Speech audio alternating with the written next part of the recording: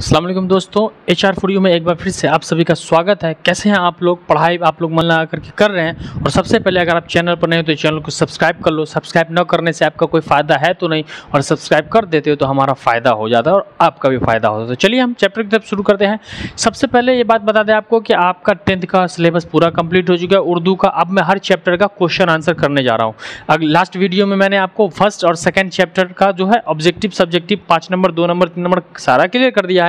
इसमें फिर हम 2 चैप्टर का करने वाले, हर दिन आपको 2-2 चैप्टर मिलता जाएगा। देखिए इसमें चैप्टर में हम करेंगे क्या, फिरार चैप्टर, डॉक्टर मोहम्मद मोहसिन जो लिखा है फिरार, ये तीसरा चैप्टर है, तो इसका हम ऑब्जेक्टिव क्लियर करेंगे। ठीक है, तो सबसे पहला सवाल क्या रहा है आपका, मुख्तसर तरीन सवालात यानी 1 नंबर का सवाल है ये। तो 5 सवाल है तो आपको 5 नंबर देना है। ठीक है, पहला सवाल कह रहा है कि डॉक्टर मोहम्मद मोहसिन की पैदाइश किस शहर में हुई। तो डॉक्टर मोहम्मद मोहसिन की पैदाइश जो थी वो पटना में पैदा हुई थी। ये कहानी आप पढ़ चुके हैं। फिरार चैप्टर जो महमूद नाम का लड़का होता है वही चैप्टर है कि महमूद माँ की सख्त करख्त आवाज़ से। तो सवाल थोड़ा क्लियर करते हैं, सब्जेक्टिव में हम वहाँ बताएंगे। तो पहला, डॉक्टर मोहम्मद मोहसिन की पैदाइश जो हुई वो पटना शहर में हुई। दूसरा सवाल कह रहा है कि डॉक्टर मोहम्मद मोहसिन की तारीख़ पैदाइश बताई, यानी डॉक्टर मोहम्मद मोहसिन जो थे वो कब पैदा हुए, उनकी तारीख़ पैदाइश क्या है। तो उनकी तारीख़ पैदाइश है 10 जुलाई 1910 को। दूसरा सवाल कह रहा है कि उनकी पैदाइश तो 10 जुलाई 1910 को। ये सवाल भी आपका क्लियर है। तीसरा सवाल कह रहा है कि ज़ेरे निसाब अफसानों में डॉक्टर मोहम्मद मोहसिन का कौन सा अफसाना है, यानी ज़ेरे निसाब यानी आपके किताब में डॉक्टर मोहम्मद मोहसिन का कौन सा अफसाना है। तो आपने अभी पढ़ा है कि डॉक्टर मोहम्मद मोहसिन का अफसाना फिरार है। ये भी क्लियर आपका। चौथे सवाल पे हम आते हैं कि डॉक्टर मोहम्मद मोहसिन के वालिद का नाम क्या था। जी हाँ, डॉक्टर मोहम्मद मोहसिन के वालिद का नाम क्या था। तो डॉक्टर मोहम्मद मोहसिन के वालिद का नाम था सैयद मोहम्मद रशीद था। क्या नाम था? सैयद मोहम्मद रशीद उनके वालिद का नाम था। अगला 5वां सवाल कह रहा है आपका, डॉक्टर मोहम्मद मोहसिन किस मौजू पर महारत रखते थे, यानी उनका ख़ास मैदान क्या था, उनके लिखने का मौजू क्या था। तो वो नफ्सियात के प्रोफेसर थे। मौजू क्या था उनका? नफ्सियात था। वो ख़ास मौजू जो था उनका नफ्सियात था। तो ये आपका 1 नंबर का सवाल क्लियर हो जाएगा जो 4 ऑप्शन से दिया जाएगा। तो इसको पहले आप कॉपी में नोट कर लोगे। अगला हम मुख्तसर तरीन सवाल, 2 सवाल इसमें पूछा गया आपको। 2 नंबर के सवाल में क्या रहेगी, अगला सवाल है कि डॉक्टर मोहम्मद मोहसिन की तसनीफ़ात का जिक्र कीजिए। डॉक्टर मोहम्मद मोहसिन ने जो तसनीफ़ लिखा है फिरार, उसका जिक्र कीजिए। तो डॉक्टर मोहम्मद मोहसिन है ना ने एक लिखा फिरार एक इसका मरकज़ी किरदार जो है वो महमूद है ना। इस कहानी में इंसानी जज्बात को और हमारी सामाजिक चीज़ों को दिखाया गया है। ये इसमें यही लिखना है डॉक्टर मोहम्मद मोहसिन की तस्नीफ। दूसरा कह रहा है कि महमूद के किरदार पर 5 जुमला लिखिए। महमूद कैसा लड़का था, तो उसी की कहानी है कि डॉक्टर मोहम्मद मोहसिन के अफसाना फिरार में महमूद जो कि ख़ास किरदार होता है, जो कि कम उम्र में ही यतीम हो जाता है और वो अपनी कम उम्र में जब बाजू के कमरे में हिसाब बना रहा होता है तो माँ की सख्त करख्त आवाज़ से गरज डरता है और वो अपनी ज़िंदगी में आगे बढ़ता है, पढ़ लिख करके कामयाबी हासिल करता है। पहले तो वो लड़कियों से घबराता था, हॉस्टल में रहता था, तो अपना अच्छा जीवन जीता था। इस तरीके से आप अपना लिख सकते हो। तो ये आपका ये भी 2 नंबर का सवाल था आपका। 2 सवाल इक्वल टू 4 नंबर, ये भी आपको मिल गया। अब हम आते हैं कि तवील सवाल, बड़ा सवाल कितने नंबर का। तो बड़ा सवाल आपका 5 नंबर का, यानी 2 सवाल है तो आपको हम देंगे 10 नंबर।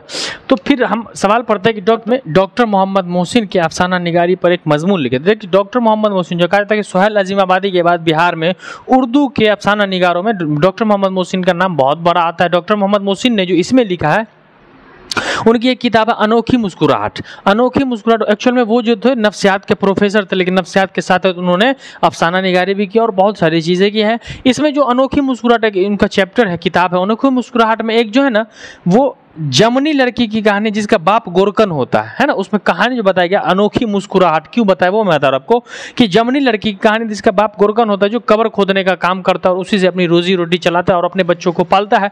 इस गोरकन की बेटी होती है जमनी, लड़की नाम होता है उसका।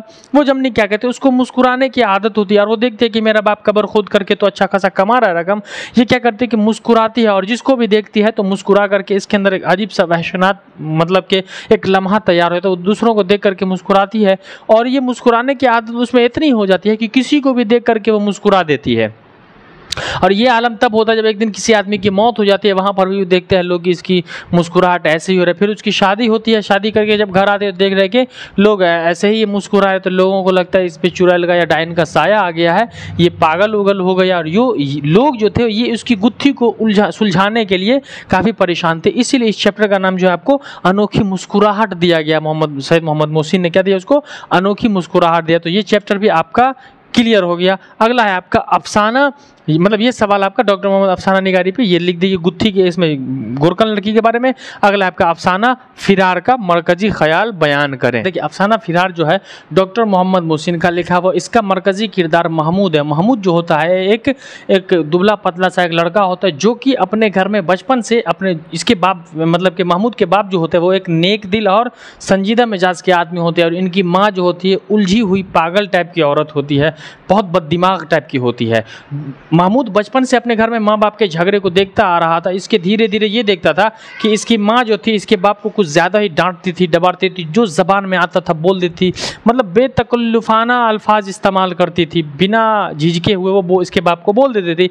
बचपन से महमूद इस चीज़ को देखते देखते देखते देखते आ चुका था, इसको औरत ज़ात से नफरत होने लगती थी, है ना। इस तरीके से इनके वालिदैन की वफ़ात हो जाती है कुछ दिनों के बाद। उसके बाद महमूद जो होता है वो आगे अपनी पढ़ाई तालीम मुकम्मल करके हॉस्टल में रहता है। हॉस्टल की क्योंकि ये बचपन से औरतों से इसको नफरत हो जाती है, और अपने दोस्तों के साथ कभी तफरीह को निकलता है तो दोस्त इनको औरतों की तरफ लड़कियों की तरफ इशारा करते हैं, तो ये डर सा जाता है कि ये वहशतनाक इसके अंदर एक अजब सी कैफियत होने लगती है, और ये पढ़ लिख करके कामयाब हो जाता है, डिप्टी कलेक्टर बन जाता है। उसके बाद इसकी ज़बरदस्त लोगों के घर वालों के कहने पर क्या होता है, इसकी शादी हो जाती है, शादी कर लेता है। लेकिन शादी वाली रात में जब जनाना खाना में औरतों के पास जब जाने लगता है तो इसको फिर वही औरतों का हुजूम देख करके इसके अंदर वही वहशतनाक दरिंदगी जाग जाती है। अजीब सा कि ये औरत बदजुबान बददिमाग होती है, और फिर ये अपने मतलब शक्ति के बल पे जो है वो हमसे मतलब कि बेतकल्लुफ़ाना बिला वजह काम करवाती है, हम पे जुल्म करती है, और इसकी वजह से वो बेचारा दिमागी हालत में इतना परेशान हो जाता है कि वो उस जगह को छोड़ करके अपनी हालात अपनी ज़िंदगी को छोड़ करके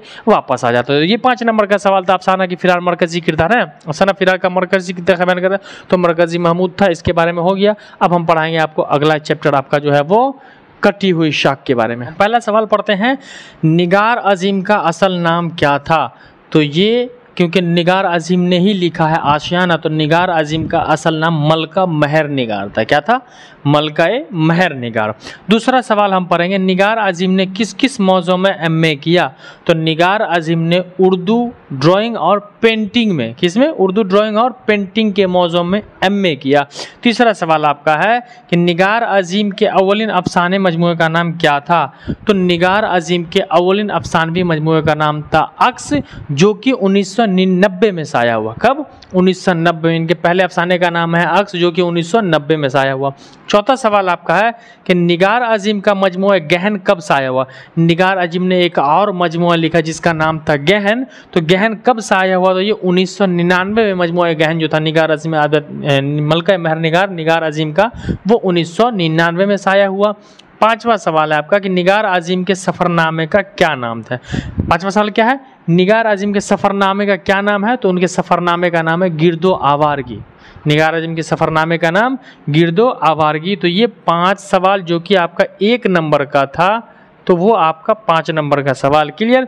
अब हम पढ़ेंगे मुख्तरिन सवालात, है ना, मुख्तसर सवालात, यानी 2 नंबर का होता है। ये आपका मुख्तसर सवालात जो होता है वो 2 नंबर का होता है, ठीक है। तो क्या सवाल? निगार अजीम की शख्सियत पर 5 जुमला लिखे। देखिए निगार अजीम जो है वो उर्दू दुनिया के एक मशहूर अफसाना निगार हैं। इनकी मतलब अफसाना निगार है एक अहम, इनका असल नाम मलका महर निगार है और कलमी नाम जो है वो निगार अजीम है। इन्होंने उर्दू दुनिया में काफ़ी मकबूलियत पाई, शोहरत पाई। इन्होंने उर्दू और ड्राइंग में एमए किया। इसके साथ साथ इन्होंने क्या किया कि जामिया मिल्लिया इस्लामिया से भी इन्होंने पीएचडी की डिग्री हासिल कर ली और अपनी ज़िंदगी में आगे बढ़ी। यही नहीं, इन्होंने सादत हसन मिंटू के इस पर तहकीक की, ख़ास मतलब उनके ऊपर एक बायोग्राफी लिखी। और ये मलका महर निगार जो है इन्होंने औरतों के जज्बात, है ना, एहसासात को उभारने की कोशिश की है और उभारा है। तो ये आपका ये 2 नंबर का सवाल था, ये क्लियर हो गया। अगला सवाल है आपका तवील सवालात में कि सिराज की वालदा अपने बेटे के घर पर उकताहट क्यों महसूस कर रही थी। तो सिराज की वालदा अपने बेटे के घर पर इसलिए उकताहट महसूस कर रही थी क्योंकि सिराज के वालिद जो थे बरकत अली, वो करीब दोनों अपने बेटा के यहाँ बेंगलोर में 2 साल से रह रहे थे और एक ही जगह पर रहना, खाना और किताबें पढ़ पढ़ के उकता चुके थे, उब चुके थे, थक चुके थे। तो सिराज की वालदा जो होती है, सिराज के वालिद जो होते हैं उनकी वालदा से कहती है कि देखो हम लोग बेटा पुतों के घर कब तक रहेंगे, मेहमान 1 महीना, 1 दिन, 10 दिन, 1 साल के लिए होता, हम लोग 2 साल रह गए, ज़्यादा दिन तक रहने वाला मेहमान नहीं होता। सो चलो अपने आशियाने में तुम वहीं रहना, पकाना और मैं ही खाऊंगा, भले चटनी रोटी ही सही, तुम अपने आशियाने पे पकाना। तो वो ज़्यादा दिन रहने की वजह से उकताहट महसूस कर लिए। अब कह रहे हैं कि ज़ेरे निसाब अफसाना आशियाना का मरकजी किरदार पर रोशनी डाली। देखिए ज़ेरे निसाब अफसाना का मरकजी किरदार जो है वो कौन है, सिराज हैं, और इनके वालिद होते हैं बरकत अली और वालदा होती है शायद जुबैदा नाम है इनका। हाँ, तो ये जो है सिराज जो होता है वो अपने घर में बड़ा होता है और इनकी एक बहन होती है रुकैया होती है, जो दोनों की तालीम होती है। तो रुकैया की शादी कर देते हैं इनके वालिद, और सिराज की भी शादी हो जाती है। ये अपनी बीवी के साथ कहाँ रहते हैं, बेंगलोर में शिफ्ट होता है। इनके 2 बच्चे भी होते हैं, अदनान और अफ़ान। अदनान होता है और एक और बच्चा होता है जो 9 साल का 8 साल का होता है ना। उसके बाद वो दोनों वहाँ रहने लगते हैं। ये अफसाना जो है आशियाना में मतलब कि ये इनके बरकत अली पे दिखाया गया कि बरकत अली जब अपने दूसरी जगह चले जाते हैं, अपने घर को छोड़ करके अपने बेटे के यहाँ चले जाते हैं, इनका आशियाना वीरान हो जाता है। जैसे मैं यहाँ रह रहा हूँ, इसको छोड़ करके दूसरी जगह शिफ्ट कर लो अपने इंस्टीट्यूट को, तो ये वीरान हो जाएगा। तो इसी में बताया गया है कि अफसाना मरकजी किरदार पर रोशनी डाली, यानी कि मरकजी किरदार जो है वो बरकत अली है। बरकत अली अपनी ज़िंदगी में रिटायरमेंट के बाद से अपने बेटे के घर रहने लगते हैं और बेटे बहू के साथ, पोते पोते के साथ अच्छा खासा ज़िंदगी गुजारते हैं। लेकिन एक दिन उकताहट महसूस करके अपने आशियाने पे आ जाते हैं और वो अपने, क्योंकि वहाँ किसी से न मिलना जुलना, खाना पीना, खाना भले अच्छा मिल जाता था लेकिन अपने गाँव के लोग, दोस्त, रिश्तेदार, पड़ोसी नहीं मिलते थे। तो एक दिन वो दोनों वहाँ से चले आते हैं और अपने ही पुराने आशियाने पे रहने लगते हैं और यहाँ वही भले सूखी रोटी खाते लेकिन अपने समाज के लोगों से मिलजुल करके रहते हैं। तो अब आपका ये सवाल है। तीसरा कह रहा है कि निगार अजीम की अफसानवी खुसूसियात बयान कीजिए कि निगार अजीम की अफसानवी खुसूसियात क्या थी। ये सवाल जो है इसमें निगार अजीम कह रहा है कि उर्दू ख़वातीन अफसाना निगारों में मलका महर निगार है ना, कौन, निगार अजीम। उर्दू ख़वातीन अफसाना निगारों में निगार अजीम को एक अच्छी पकड़ है। ये औरतों के जज्बात, एहसासात के मसले को अच्छे से उबारा है। इसने इस किरदार में नए नए मतलब ज़माना जैसे जैसे बढ़ता है वैसे औरतों की ज़िंदगी में नए मसाइल पैदा होते जाते हैं। और मलका महर निगार ने बताया है कि कैसे एक औरत की ज़िंदगी होती है। इसमें जो सिराज की बीवी होती है इरफाना, वो अपने सास ससुर का कैसे देखभाल करती है, थोड़ा सा काम न करने देती है अपने सास को और ससुर को आराम से रखती है और 2 बच्चे का भी पालन पोषण करती है वो। और उसमें बताया जा रहा है कि इसके 2 किरदार है, बरकत अली और इरफान। ये जरीना नाम है इसकी माँ का, सिराज की माँ का जरीना। तो बरकत अली और सिराज जो होते हैं अपने परिवार के साथ एक साथ रहते हैं, बड़ी खुशहाल ज़िंदगी रहते हैं, माली एतबार से भी कोई प्रॉब्लम नहीं होता। लेकिन मजबूरन उन दोनों को अलग होना पड़ता है और वहाँ से अपने बेटे और बहू के घर से बरकत अली और जरीना को वहाँ से अलग होकर के अपने नए आशियाने में रहना पड़ता है। तो ये निगार अज़ीम के अफसानवी खुसूसियात के बयान थे। उसके बाद यहाँ पूछ रहा है कि मंदर अज़ल के अल्फाज के जमा बनाए, तो इसको ध्यान से देखो, एग्जाम में अक्सर यही से पूछता है। ज़िद की जमा हो जाएगी आपकी अज़दाद, खिदमत की जमा हो जाएगी खिदमात, मौका की जमा हो जाएगी मवाक़ा, मसला की जमा हो जाएगी मसायल और मंजिल की जमा हो जाएगी मनाजिल।